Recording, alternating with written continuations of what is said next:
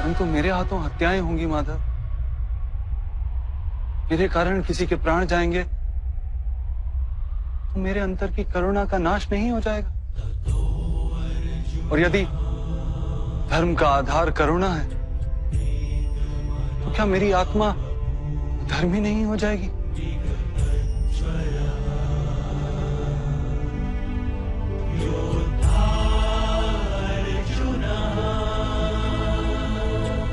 कर्म का बंधन अवश्य निर्मित होता है, किंतु कार्य का बंधन निर्मित नहीं होता पार्थ। तुम्हें कर्म और कार्य के बीच क्या भेद है, ये जानना आवश्यक है।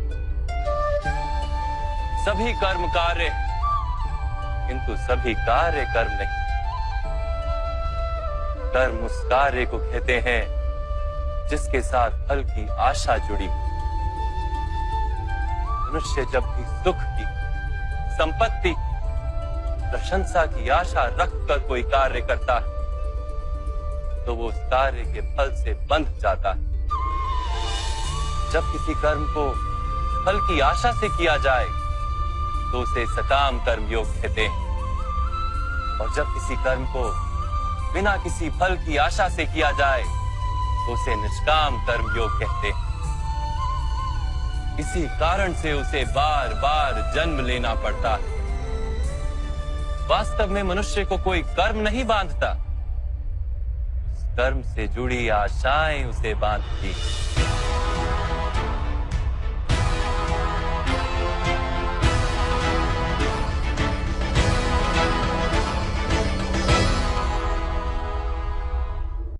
वास्तव में मनुष्य को कोई कर्म नहीं बांधता, उस कर्म से जुड़ी आशाएं उसे बांधती हैं।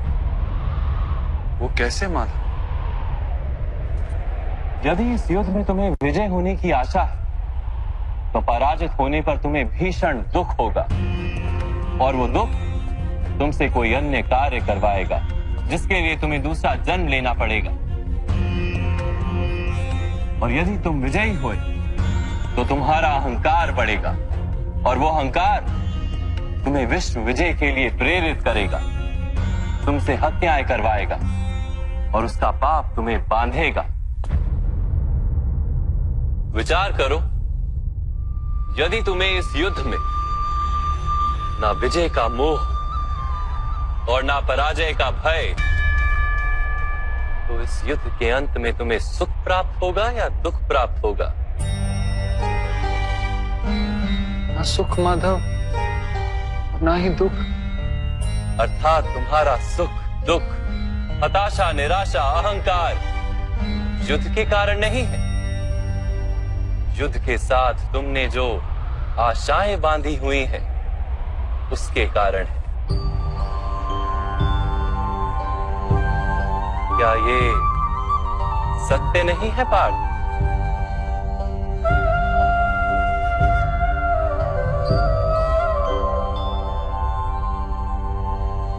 सुख दुखे समे कृत्वा लाभा लाभो जया जयो ततो युद्धाय युज्यस्व नैवं पाप मवाप्स्यसि।